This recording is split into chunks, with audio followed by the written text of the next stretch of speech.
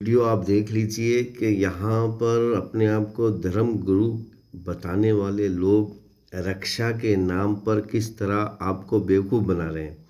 देखिए, रक्षा पहले किसकी होनी चाहिए? सब में पहली रक्षा तो माता पिता की होनी चाहिए, उसके बाद स्त्री की होनी चाहिए। स्त्री के अंदर सब में पहली रक्षा किसकी होनी चाहिए? बहू की होनी चाहिए।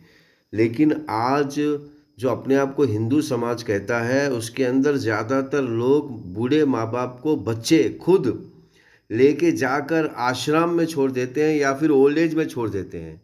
तो यहाँ पर माँ बाप की खुद रक्षा नहीं हो रही है और आज यहाँ पर बहू के नाम पर रंडी का कारोबार किया जा रहा है। यानी कि सास ससुर और उसका आदमी मिलकर एक औरत को बहू बनाकर उसे कहते हैं कि भैया तू जाकर रंडी का कारोबार कर बाहर और कमा के ला के दे हमें।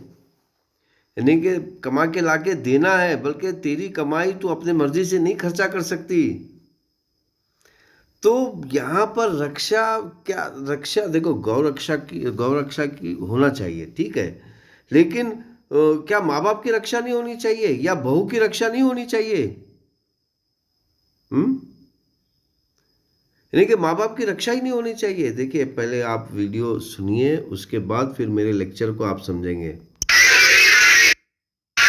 रक्षा, स्त्री रक्षा, गौ रक्षा, आत्मरक्षा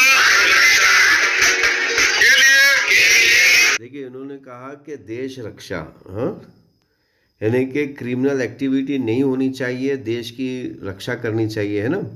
फिर गौ रक्षा कहा। तो माँ बाप की रक्षा कहाँ पर है? माँ बाप की रक्षा आप भूल गए, बहू की रक्षा आप भूल गए। बहू के नाम पर आप रंडी का कारोबार करोगे, फिर माँ बाप के नाम पर आप माँ बाप को ले जाकर आश्रम में छोड़ आओगे, वो सही है? तो ये कितना दोगलापन है, ये आपको समझना है। ये हिंदुइज्म नहीं है, ये सिर्फ आपको लेबर, फ्री का लेबर बनाने के चक्कर में है। यानी कि फ्री के लेबर से ज़्यादा आपको लेबर भी बनाए और आपसे ही पैसे लूटे।